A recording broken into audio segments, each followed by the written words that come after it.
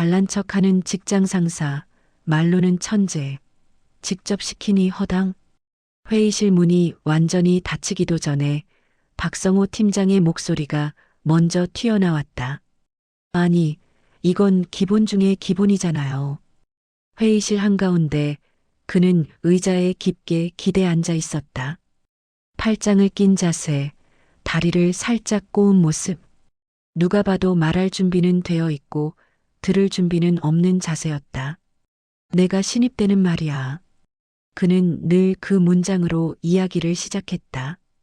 이런 건 설명도 안 했어. 그냥 보면 아는 거였어. 그 말이 떨어질 때마다 회의실 안공기는 묘하게 눌렸다. 반박할 사람은 없었다.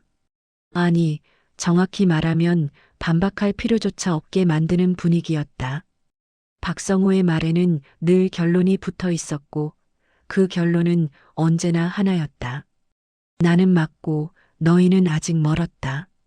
이준혁은 그 말을 조용히 들으며 노트 위에 펜을 굴렸다.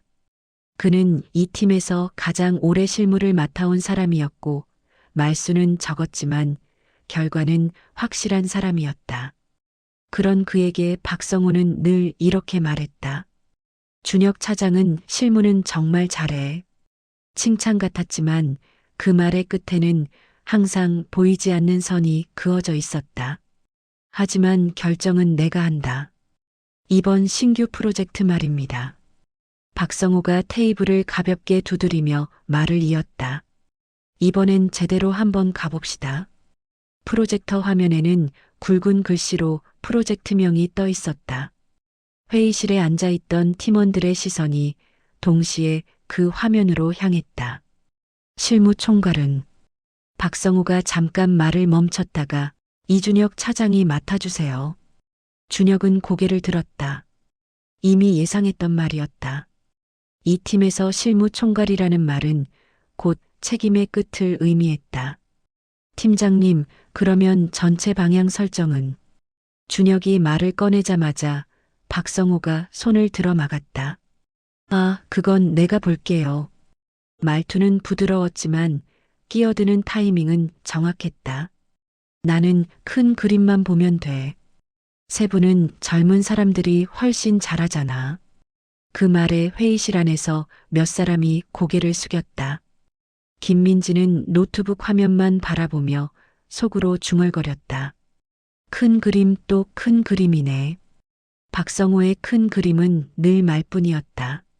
실제 그림은 언제나 아래에서 그려졌고 수정은 끝없이 반복됐다.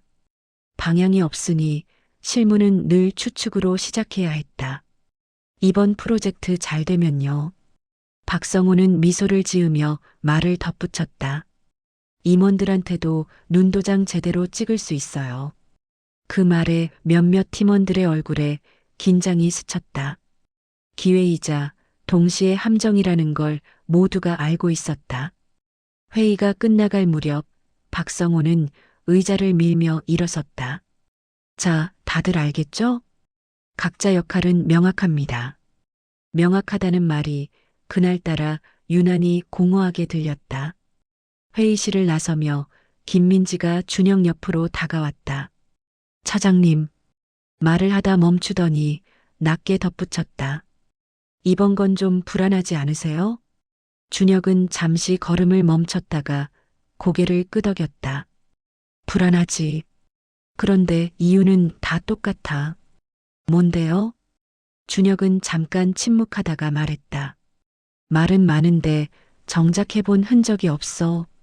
그날 밤 준혁은 혼자 남아 회의 메모를 다시 훑어봤다.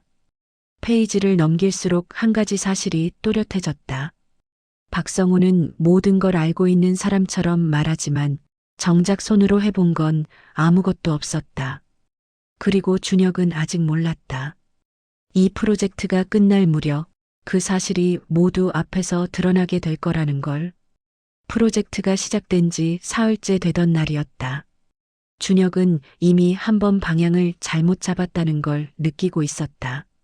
문제는 방향이 틀렸다는 게 아니라 방향 자체가 없다는 것이었다.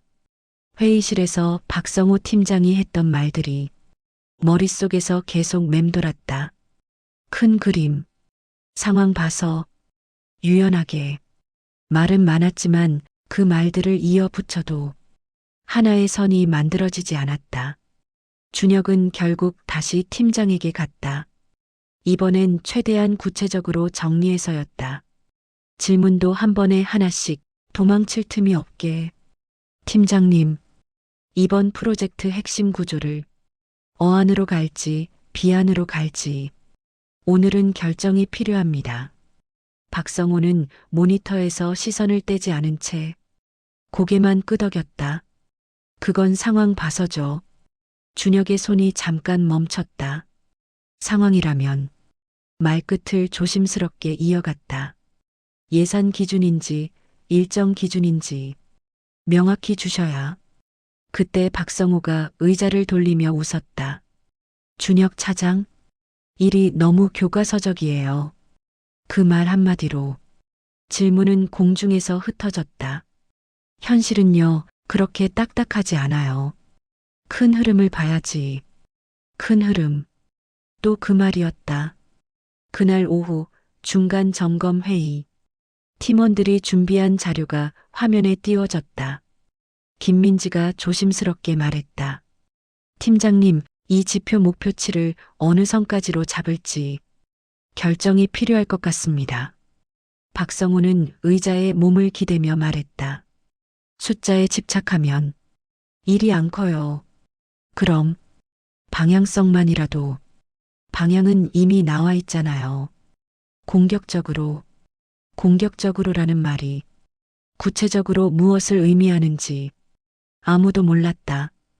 회의실 안은 서서히 침묵으로 채워졌다. 사람들은 더 이상 질문하지 않았다. 질문을 해도 답이 돌아오지 않는다는 걸 이미 학습했기 때문이다. 회의가 끝나고 김민지가 조용히 준혁에게 다가왔다. 차장님, 이거 저희가 정해서 가도 되는 거예요? 준혁은 잠시 말이 없었다. 그러다 낮게 말했다. 정해서 가야지. 안 그러면 아무것도 안 돼. 그럼 나중에 문제 생기면. 그 말 뒤는 굳이 듣지 않아도 알 수 있었다. 그때는 준혁이 씁쓸하게 웃었다. 우리 책임이겠지. 그날부터 준혁은 질문 대신 추정을 하기 시작했다. 팀원들과 밤늦게까지 회의하며 팀장이 해줘야 할 결정들을 아래에서 대신 만들었다. 아이러니하게도 일은 점점 형태를 갖춰갔다. 하지만 그 형태는 박성호의 것이 아니었다. 일주일쯤 지났을 때 박성호가 슬쩍 자료를 훑어보며 말했다. 전체적으로 방향은 괜찮은데 그 말 뒤에 늘 따라붙는 문장이 있었다. 조금만 더 다듬어요. 조금이 어디까지인지 어떻게 다듬어야 하는지는 말해주지 않았다. 준혁은 그날 밤 혼자 사무실에 남아 회의 메모를 다시 펼쳤다. 페이지마다 박성호의 말들이 적혀 있었다. 큰 그림, 상황 봐서, 유연하게. 그 단어들 옆에는 결정된 게 아무것도 없었다. 그제야 확신이 들었다. 박성호는 아는 사람이 아니라 아는 척하는 사람이었다. 그리고 그 사실을 가장 먼저 깨달은 사람이 준혁이라는 것도. 그날 이후 준혁은 마음속으로 선을 그었다. 이 사람을 믿고 가면 끝에서 내가 다 뒤집어 쓴다. 아직은 겉으로 아무 일도 일어나지 않았다. 하지만 그는 알고 있었다. 이 구조는 반드시 터진다. 그리고 그 폭발은 마감이 가까워질수록 더 커질 거라는 걸. 마감 이틀 전 사무실의 공기는 유난히 무거웠다. 야근이 며칠째 이어지면서 사람들 얼굴에는 피로가 아니라 체념이 깔려 있었다. 준혁은 커피를 한 모금 마셨다. 쓴맛이 혀에 오래 남았다. 그날따라 유난히 속이 쓰렸다. 그때 컴퓨터 화면 오른쪽 아래에서 메신저 알림이 떴다. 박성호 팀장. 준혁은 마우스를 움직이다가 잠깐 멈췄다. 이 시점에 팀장이 보낼 메시지는 대부분 좋지 않은 소식이었다. 메시지를 열었다. 급한 외부 일정이 생겨서 내가 맡은 파트는 내가 정리해줘. 문장을 한 번 더 읽었다. 그리고 또 한 번. 내가 맡은 파트. 준혁은 의자에 등을 붙인 채 한동안 화면만 바라봤다. 그 문장 하나가 지금까지 쌓여온 모든 불신을 한꺼번에 건드렸다. 그 파트는 이번 프로젝트의 핵심이었다. 방향 설정, 논리 구조, 최종 결론. 박성우가 회의 때마다 이건 내가 직접 챙긴다고 큰 소리 쳤던 바로 그 부분. 준혁은 깊게 숨을 들이마셨다. 그리고 전화를 걸었다. 팀장님, 수화기 너머로 연결음이 몇 번 울린 뒤 박성우의 목소리가 들렸다. 준혁 차장. 메시지 받습니다. 그 파트는 지금 넘기기엔 말이 끝나기도 전에 박성우가 끼어들었다. 지금 좀 정신이 없어요. 외부에서 갑자기 일이 생겨서 그래도 이 부분은 기준부터 다시 잡아야 해서 일을 그렇게 딱딱하게 하면 안 되지. 박성우의 목소리가 낮아졌다. 유연하게 합시다. 유연하게. 준혁은 잠깐 말을 잃었다. 그럼 최소한 방향이라도. 지금 말했잖아요. 상황 봐서 하라고. 그 말과 함께 전화는 끊겼다. 뚝. 통화 종료음이 유난히 크게 들렸다. 준혁은 핸드폰을 내려놓고 한참을 움직이지 못했다. 모니터에는 프로젝트 파일이 떠 있었고 그중 가장 중요한 파트는 여전히 빈칸이었다. 그 순간 모든 퍼즐이 완성됐다. 회의 때 왜 결정을 안 했는지, 질문을 왜 흘려보냈는지, 내가 볼게라는 말 뒤에 왜 아무것도 없었는지. 박성우는 처음부터 할 생각이 없었다. 그리고 더 중요한 사실 하나. 실패하면 모두 아래로 떨어뜨릴 생각이었다. 그날 밤 사무실에는 준혁과 김민지만 남아 있었다. 차장님, 김민지가 조심스럽게 물었다. 팀장님 파트는 어떻게 된 거예요? 준혁은 잠시 고민하다가 사실대로 말했다. 우리한테 넘어왔어. 김민지는 말이 없었다. 잠깐의 침묵 끝에 그녀가 낮게 말했다. 그럼 지금까지 팀장님이 하신 건 없어. 준혁이 짧게 잘랐다. 그 말이 공기 중에 남았다. 없다는 말이 이토록 무겁게 들릴 줄은 둘 다 몰랐다. 그날부터 준혁은 사실상 팀장 역할까지 떠안았다. 회의를 정리하고 방향을 정하고 결정을 내렸다. 문제는 그 결정에 대한 책임이 공식적으로는 여전히 박성우에게 있다는 점이었다. 아이러니하게도 박성우는 그 사실을 아무렇지 않게 이용했다. 준혁 차장이 잘 정리해놨더라고요. 내가 방향만 조금 봐줬고. 그 말을 들을 때마다 준혁의 속은 천천히 타들어갔다. 하지만 그는 아직 말하지 않았다. 지금 터뜨리면 프로젝트가 망가진다는 걸 알고 있었기 때문이다. 마감 전날 밤 준혁은 혼자 사무실에 남아 최종 자료를 정리했다. 모니터 속 문장 하나하나가 자기 책임처럼 느껴졌다. 실제로도 그랬다. 그때 문득 이 생각이 들었다. 이 프로젝트가 끝나면 모든 게 드러난다. 박성우가 이 내용을 설명하지 못한다는 것도 자기가 한 말과 자기가 한 일이 완전히 다르다는 것도. 준혁은 키보드에서 손을 떼고 의자에 기대 앉았다. 그리고 조용히 중얼거렸다. 이제는 피할 수 없겠네. 최종 보고 당일 아침 회의실 문 앞 복도는 이상할 만큼 조용했다. 사람들이 오가고 있었지만 발소리는 유난히 작게 들렸다. 준혁은 서류 파일을 가슴에 안고 회의실 문 앞에 서 있었다. 손에 힘이 들어가 종이가 살짝 구겨졌다. 차장님 긴장되세요? 김민지가 옆에서 낮게 물었다. 준혁은 고개를 끄덕였다.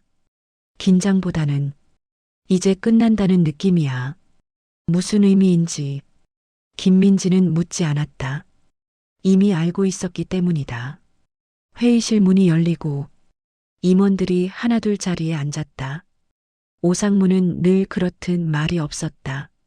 서류를 펼쳐보고 천천히 펜을 돌리며 상황을 훑는 눈빛. 그 뒤로 박성우가 여유롭게 들어왔다. 아, 다들 왔네요. 오늘 깔끔하게 정리해 봅시다. 그는 아무렇지 않게 준혁 옆자리에 앉았다. 마치 이 자리가 늘 자기 자리였다는 듯. 보고가 시작됐다. 프로젝터 화면에 첫 장이 떠올랐다. 이번 프로젝트는 박성우가 먼저 입을 열었다. 제가 전체 방향을 잡고 실무팀이 잘 따라와 준 케이스입니다. 준혁은 화면만 바라봤다. 이제 와서 부정할 수는 없었다. 하지만 이 말이 얼마나 얇은 껍질 위에 서 있는지도 그는 알고 있었다. 발표는 준혁이 맡았다. 자료 하나하나를 넘기며 그는 최대한 차분하게 설명했다. 임원들은 고개를 끄덕이기도 했고 때로는 메모를 하기도 했다. 그리고 문제의 페이지가 나왔다. 프로젝트의 핵심 로직, 방향 설정의 근거, 성공과 실패를 가르는 가장 중요한 파트였다. 준혁의 설명이 끝나자 회의실 안에 잠깐의 정적이 흘렀다. 그때 오상무가 천천히 고개를 들었다. 박 팀장님, 그 한마디에 회의실 공기가 확 달라졌다. 네, 상무님. 박성우는 미소를 지었다. 이 로직은 어떤 판단으로 선택하신 겁니까? 아주 간단한 질문이었다. 하지만 그 질문은 칼처럼 날카로웠다. 박성우는 잠깐 웃었다. 그건 자료에 다 나와 있습니다. 오상무는 고개를 저었다. 아니요. 제가 묻는 건 자료가 아니라 이유입니다. 회의실이 완전히 조용해졌다. 누군가 펜을 떨어뜨리는 소리조차 크게 들릴 만큼 박성우의 표정이 아주 미세하게 흔들렸다. 그건 시장 상황을 고려해서 구체적으로 오상무가 말을 끊었다. 어떤 지표를 기준으로 어떤 대안을 배제했는지 박성우는 말을 잇지 못했다.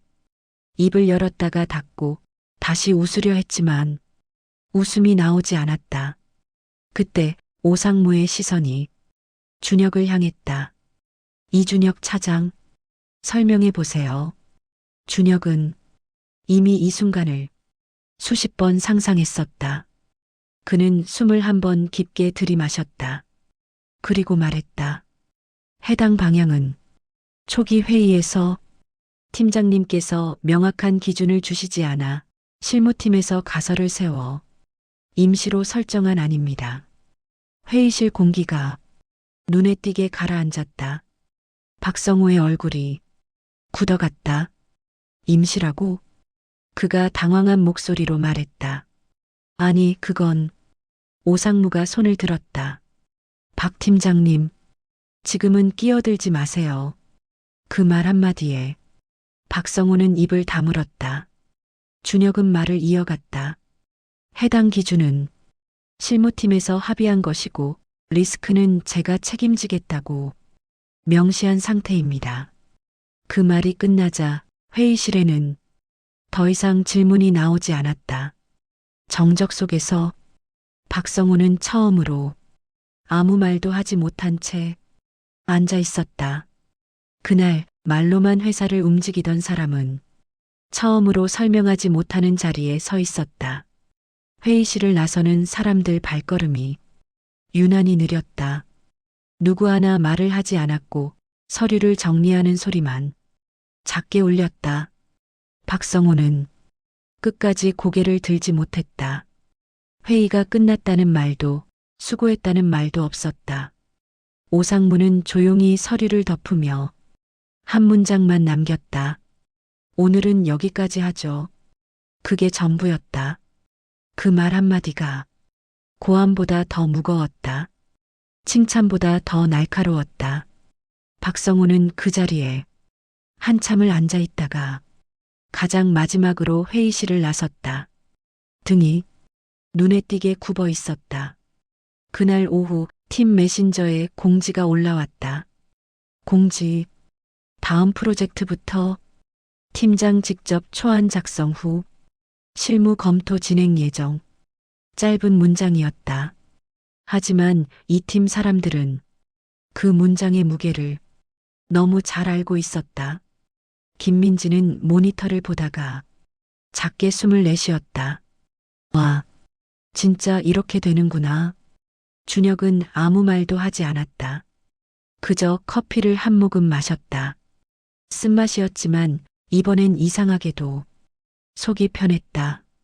며칠 뒤 다음 프로젝트 킥오프 회의.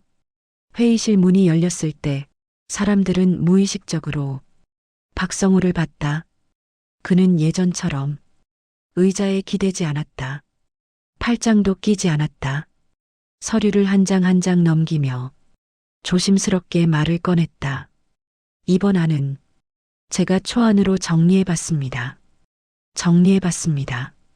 예전 같았으면 내가 다 봤어. 이건 이렇게 가는 거야. 라고 말했을 문장이었다. 준혁은 그 말을 듣는 순간 속으로 확신했다. 사람은 변하지 않아도 자리는 사람을 바꾼다. 회의 중간 김민지가 질문을 했다. 팀장님, 이 부분 기준은 어떤 이유로 잡으신 건가요? 예전 같았으면 그건 상황 봐서로 끝났을 질문. 박성우는 잠시 멈췄다가 서류를 내려다보며 말했다. 그건 제가 이 부분을 제대로 검토를 못해서 다시 확인해 봐야 할 것 같아요. 회의실이 잠깐 조용해졌다. 누군가는 놀랐고 누군가는 고개를 끄덕였다. 모른다고 말할 줄 아는 사람은 이 팀에서 처음 보는 박성우의 얼굴이었다. 회의가 끝나고 김민지가 준혁 옆으로 다가왔다. 차장님, 이게 진짜 사이다네요. 준혁은 웃지 않았다. 대신 낮게 말했다. 사이다는 말이야. 누군가를 때려서 생기는 게 아니야. 그럼요. 말과 행동이 같아지는 순간 생기는 거지. 김민지는 그 말이 무슨 뜻인지 천천히 이해했다. 퇴근길 준혁은 엘리베이터 안에서 혼자 생각했다. 박성우를 망가뜨린 건 자기가 아니었다. 임원도 아니었다. 그 사람이 스스로 하지 않은 일들, 그리고 말로만 쌓아온 시간들이 그를 무너뜨렸다. 그리고 그 사실이 가장 통쾌했다. 감사합니다. 이야기는 여기까지입니다. 좋아요와 구독을 눌러주신다면 큰 힘이 됩니다. 오늘도 재미있는 하루 보내시길 바랍니다.